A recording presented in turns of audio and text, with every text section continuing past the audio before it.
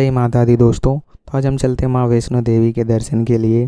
हम दिल्ली से बस से निकलते हैं। अगर आप दिल्ली से आ रहे हो तो आप बस या ट्रेन ले सकते हो। हम बस लिए हुए रहते हैं। और ये रहा आपका जम्मू का नज़ारा। अगर आप बस से आते हो तो आपको यहाँ पे एक चेक पोस्ट मिलेगा जहाँ पे आपका चेक इन किया जाएगा। तो यहाँ पे सारे जेंट्स लोगों को बस से उतार दिया जाता है और फिर सारा बैग चेक किया जाता है। अगर आप बस से आ रहे हो दिल्ली से तो आपको 12 घंटे लग जाएंगे जम्मू पहुंचने में। रास्ते में आपको नज़ारा देखने को मिलेगा जम्मू का। फिर हम बस स्टैंड पहुंचने वाले रहते हैं और ये हम पहुंच जाते हैं बस स्टैंड। ये रहा हमारा कटरा का बस स्टैंड। यहाँ पे आप उतर जाते हो। फिर आपको यहाँ पे होटल वाले मिल जाएंगे आपको बहुत सारे कि चलो यहाँ मेरा रूम, चलो ये चलो। फिर आप यहाँ होटल का बात करते हो, अब आपको होटल वाले यहाँ से कैब करके ले जाते हैं। फिर आप कटरा बस स्टैंड पहुंचते हो तो आपको वैष्णो माता का मतलब पहाड़ जो है वो आपको दिखने लग जाता है कि हमें कहाँ चढ़ना है। तो आपको देख के बहुत अच्छा लगेगा कि हम फाइनली पहुंच गए 12 घंटे के बाद, 12 घंटे ट्रेवल करने के बाद। तो ये देख के बहुत अच्छा लगता है कि वो रहा हमारा पहाड़, फाइनली हम पहुंच गए।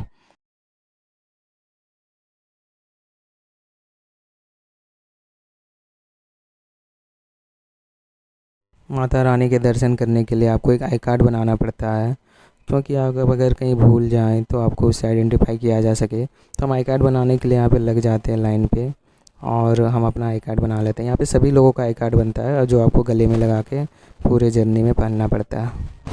हम आई कार्ड बनाने के बाद कटरा मार्केट घूमते हैं। यहाँ पे बहुत सारा प्रसाद का दुकान में रहता है।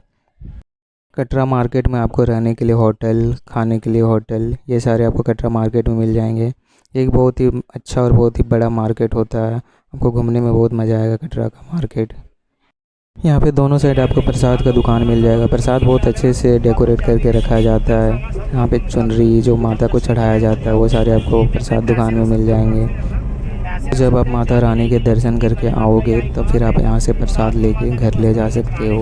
यहाँ पे आपको अखरोट, बादाम सही दाम पे मिल जाते हैं। हम निकल जाते हैं दर्शन के लिए। होटल वाला हमें अपने गाड़ी से छोड़ देता है ना, जहाँ से हमें स्टार्ट करना रहता है दर्शन के लिए। हम ड्राइवर भैया से रास्ते में पूछते जाते हैं कि कहाँ हमें कैसे चढ़ना है, क्या करना है, रास्ते में क्या क्या लेना है। तो ये सब हमें ड्राइवर भैया अच्छे से बता देते हैं। अगर आप आउटसाइड जम्मू कश्मीर से हो तो आपका सिम वहाँ पे बंद हो जाता है, तो आप किसी से कांटेक्ट नहीं कर पाओगे। अगर आप जब पहाड़ मतलब जब आप दर्शन करके उतरते हो तो आपको कहाँ जाना है, कौन सा होटल लिया था, आपको कैसे जाना है, तो ये सारे आपको ये भैया हमें बता देते। जाते एक प्रसाद दुकान पे, यहाँ पे जो माता रानी को चुनरी चढ़ाया जाता है वो हम लेते हैं। फिर यहाँ पे कुछ सिक्के जो मिलते हैं जो माता रानी को चढ़ाया जाता है तो वो हम इस दुकान से ले लेते हैं। भैया 100 रुपए का चूनी महंगा है, 50 रुपए का चोला महंगा है, 350 रुपए का ये छत्र है। माता रानी का चुनरी लेने के बाद हम निकल जाते हैं और हमारा जर्नी यहाँ से स्टार्ट होता है जो माता रानी का दर्शन के लिए होता है। ये हम शाम को 5 बजे स्टार्ट करते हैं चढ़ना और हमारा यहाँ से जो यात्रा है वो स्टार्ट हो जाता है। फिर हम चलते हैं। उस दुकान में लाठी नहीं लेते, हम ये सोचते हैं कि हमें ज़रूरत नहीं पड़ेगा, पर आगे चल के हमें पता चलता है कि लाठी ले लेते तो बहुत अच्छा रहता, क्योंकि लाठी ले लेने से बहुत आसानी हो जाता है चढ़ने में। तो हम फिर आगे चल के लाठी ले लेते हैं। तो माता रानी के दर्शन के लिए आए हो तो ये बहुत एक्साइटिंग मोमेंट रहता है। आप बहुत जोश में रहते हो कि मैं अभी स्टार्ट कर रहा हूँ चढ़ना। फिर आप देखते हो कि इधर उधर से हमें जाना, ये रास्ता रहा है। आपको अंदाज़ा नहीं रहता कि आपको कितना दूर चलना है, कितना चलना है। ये माता रानी का एंट्री पॉइंट होता है। यहाँ पे आपको आईडी कार्ड चेक किया जाता है और आपका सामान चेक किया जाता है। एंट्री लेने के बाद आपको वहाँ पे दिखेगा कि घोड़ा वाले, खच्चर वाले और पालकी वाले आपको वहाँ पे खड़े रहेंगे। अगर आपको चाहिए तो हम यहाँ पे खड़े रहते हैं, हमें डाउट रहता है कि कौन सा रास्ता हमें चूज करना है। फिर हम किसी से पूछ के एक रास्ता पकड़ लेते हैं और उसी से हम चलना स्टार्ट करते हैं। वहाँ पे चढ़ने का आपका हेलीकॉप्टर भी है, अगर आप हेलीकॉप्टर से चढ़ना चाहें तो, लेकिन उसके लिए आपको पहले से टिकट कराना पड़ता है। रास्ते में भी आपको खाने पीने की दुकान, फ़ोटोशूट करने की दुकान यहाँ पे देख सकते हैं आप। ये फ़ोटोशूट कराने के लिए रहता है, बहुत अच्छे से डेकोरेट करके रखा जाता है। आपको फ़ोटोशूट कराने के लिए बहुत अच्छे से भगवान की मूर्तियों को सजा के रखा जाता है। आप यहाँ से खिंचा के जाओ और वापस आते टाइम आप अपना फ़ोटो ले लो।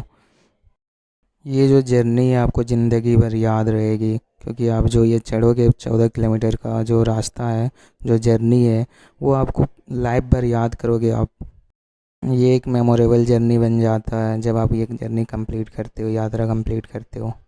माता रानी का जो दर्शन करने के बाद आपको जो खुशी मिलेगी उसको आप मतलब बयां नहीं कर सकते हो, जितनी आपको खुशी मिलेगी। आप चलते जाओगे, थकते जाओगे, आप लोगों को देखोगे जो रिटर्न दर्शन करके जो आ रहे हैं, उनको आपको देख लेगा कि उन्होंने कैसे कंप्लीट कर लिया। रास्ते में आप देखोगे बच्चे, बूढ़े, जवान सभी लोग जा रहे हैं, सब भक्ति में मग्न हैं। सब माता रानी का जयकारा लगाते हुए चढ़ते हैं, बहुत ही जोश में रहते हैं। आपको पूरे रास्ते में माता रानी का भजन भी सुनाई देगा। मैं सजेस्ट करूँगा कि आप इस यात्रा को पैदल ही पूरा करें। जो मज़ा पैदल पूरा करने में है वो आपको घोड़े में नहीं आएगा। आप चलते चलते थक जाओगे, आप चलोगे फिर थोड़ा सा रेस्ट करोगे 5 मिनट का, फिर चलोगे फिर रेस्ट करोगे। तो इस तरह करते करते आप माता रानी के और पहुँचते चले जाओगे। आप रास्ते में खाने पीने का लेते रहना और खाते पीते चलना। आप जब धीरे धीरे ऊपर चढ़ते जाओगे तो आपको नीचे का जो नज़ारा है वो आपको बहुत ही अच्छा लगेगा। रात में आपको कटरा का मार्केट, कटरा का रेलवे स्टेशन आपको ऊपर से दिख जाता है। आप लोगों को देख सकते हो, बहुत ही जोश में रहते हैं, इतने थके हुए रहते हैं, लेकिन उनको माता रानी के दर्शन के लिए इतनी ताकत मिलती है कि वो चढ़ने के लिए बस चलते रहते हैं, चलते रहते हैं। जब आप कटरा पहुंचते हो, होटल लेते हो, तो आप होटल में एक बार अच्छे से फ्रेश होके फिर यात्रा स्टार्ट करना। एक सेट कपड़ा ले लेना, क्योंकि आपको ऊपर में चढ़ने के बाद आपको नहा के दर्शन करना पड़ेगा। मत करना कि आप होटल में ही एक बार नहा लिए, कपड़ा नहीं लिए और आपको उसी में दर्शन करना, क्योंकि आपको चढ़ने में 20-22 घंटे लग जाएंगे। तो क्योंकि आपको चढ़ने में 20-22 घंटे लग जाएंगे तो आपका गंदगी भी हो जाएगी, कपड़े उपड़े, तो आपको दर्शन करने में मज़ा नहीं आएगा। तो फिर आप एक सेट कपड़ा ले लेना और वहाँ आपका नहाने का सुविधा है, तो आप नहा के दर्शन कर सकते हो। जब आप आधा यात्रा कंप्लीट कर लेते हो तो फिर एक अर्धकुंवारी आता है, जहाँ पे ये माना जाता है कि वो लाइफ में एक ही बार दर्शन किया जाता है। तो यहाँ पे बहुत ही ज़्यादा भीड़ होता है, मतलब आपको बहुत ही टिकट कटाने के बाद वो आपको बहुत ही वेटिंग लिस्ट मिलेगा। हमें जैसे 48 आवर्स का वेटिंग लिस्ट मिला हुआ था। तो आप यहाँ से चढ़ते वक्त आप टिकट कटा लेना, फिर रिटर्न होते वक्त आप दर्शन कर सकते हो। वहाँ पे लोग 24 आवर्स 48 आवर्स यहाँ पे सो के वेट करते हैं दर्शन के लिए। हम इस बार तो नहीं कर पाए थे।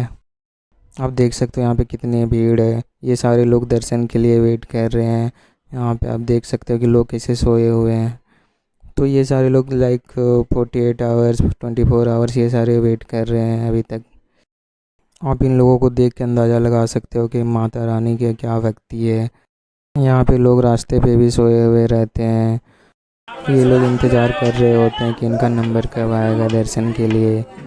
तो आप इन्हें देख के अंदाज़ा लगा सकते हो कि क्या जर्नी होती है माता रानी की। ये जो आपका 20-22 घंटा का जो जर्नी रहेगा चढ़ने उतरने में, इसमें आपको बहुत सारा चीज़ देखने को मिलेगा। आपको गरीब अमीर सब मिलेंगे आपको भक्ति में।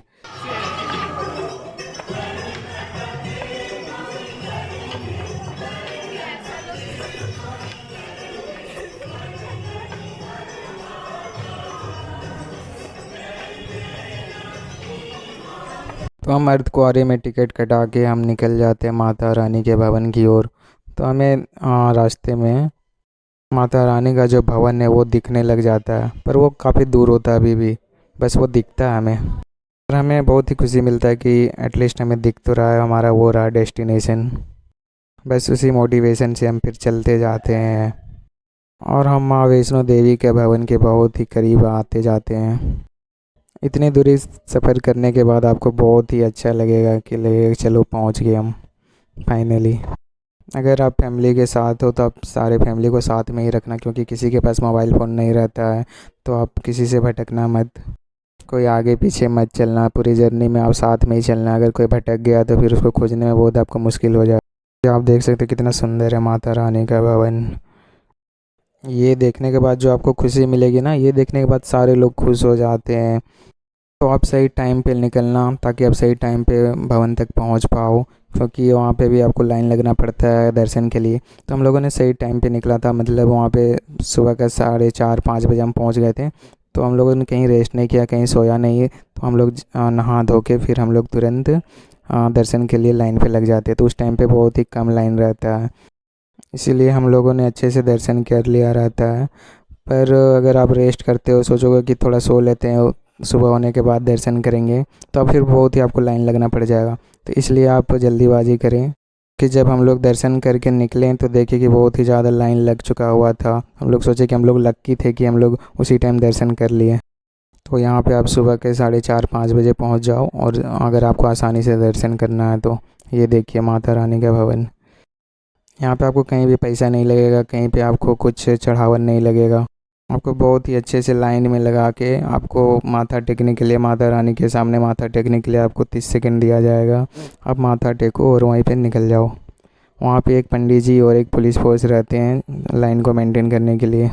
रानी का दर्शन करने के बाद आपको भैरव बाबा का दर्शन करना पड़ता है, क्योंकि ये माना जाता है कि अगर आप भैरव बाबा का दर्शन नहीं किए तो आपकी यात्रा सफल नहीं होगी। तो फिर यहाँ से आपको 2 किलोमीटर और ऊपर चढ़ना पड़ेगा भैरव बाबा का दर्शन के लिए। जब आप माता रानी का दर्शन के लिए जाते हो तो आपके बॉडी में कुछ भी नहीं रहना चाहिए, सिर्फ कपड़े के अलावा बैग, पर्स, ये सब नहीं रहना चाहिए। तो वहाँ पे एक लॉकर मिलता है, आपको ताला चाबी दिया जाएगा। आप अपने लॉकर पे ताला चाबी लॉक करके आप चल जा सकते हो। ये रोपवे आपको मिल जाता है, भैरव बाबा तक पहुँचाता है ये रोपवे। तो आप यहाँ से रोपवे ले सकते हो। यहाँ पर आपको लाइन लगना पड़ेगा रोपवे का टिकट कटाने के लिए। हम लोगों ने भैरव बाबा के लिए पैदल ही चल जाते हैं, और फिर भैरव बाबा का दर्शन करके फिर हम वापस आ जाते हैं। वापस आते टाइम हमें ये बहुत सारे हनुमान जी का दर्शन मिलता है। इन हनुमान जी से बच के रहना, क्योंकि ये आपके प्रसाद को लूट के खा जाएंगे। तो हम लोगों ने दर्शन करके अब जा रहे हैं हम लोग रिटर्न। तो चढ़ने में जितनी मेहनत लगती है उतनी उतरने में नहीं लगती है। उतरने के लिए बस आपको बॉडी को कंट्रोल करते हुए चलते जाना है लाठी से, लाठी का सहारा लेते हुए। फिर हम पहुंच जाते हैं अर्धकुंवारी। हम अपना चेक करते हैं कि हमारा नंबर आया कि नहीं, पर हमारा नंबर नहीं आया हुआ रहता है। अभी भी 48 आवर्स का वेटिंग रहता है हमारे लिए, तो हम दर्शन नहीं कर पाते हैं। पर इस लोकेशन को हमें दिन में देख के बहुत ही अच्छा लगता है, क्योंकि जाते वक्त हम इसे रात में देखे थे, तभी बहुत ही अच्छा लग रहा था हमें ये देखकर। तो अगर आप अर्धकुंवारी का दर्शन का सोच के जाते हो तो आप पहले से ही सोच के रखना कि आपको 24 घंटे 48 घंटे आपको वेट करने पड़ सकते हैं, क्योंकि यहाँ पर रोज़ 30 से 40 हज़ार भक्त रोज़ माता रानी का दर्शन के लिए जाते हैं। दिन हो या रात आपको लोग रास्ते पे 24 घंटे नज़र आएंगे। अगर आप गर्मी के दिनों में जाते हो तो आप ट्राई करना कि आप शाम में स्टार्ट करो जर्नी और रात भर चलो। आप सोचो कि आपको एक बार चढ़ना उतरना, यहाँ पर जो टोली वाले हैं, घोड़े वाले हैं, ये लोग पैदल डेली चढ़ते हैं उतरते हैं। तो हम तो एक बार पैदल चढ़ या उतर ही सकते हैं। तो आप ट्राई करना कि पैदल इस यात्रा को कंप्लीट करें। आप ट्राई करना कि सीढ़ियों का ज़्यादा यूज ना करें, क्योंकि अगर आप सीढ़ियों का यूज करते हैं तो आप थक जाते हैं जल्दी। पर सीढ़ियों का जो रास्ता है वो आपको शॉर्टकट पड़ेगा।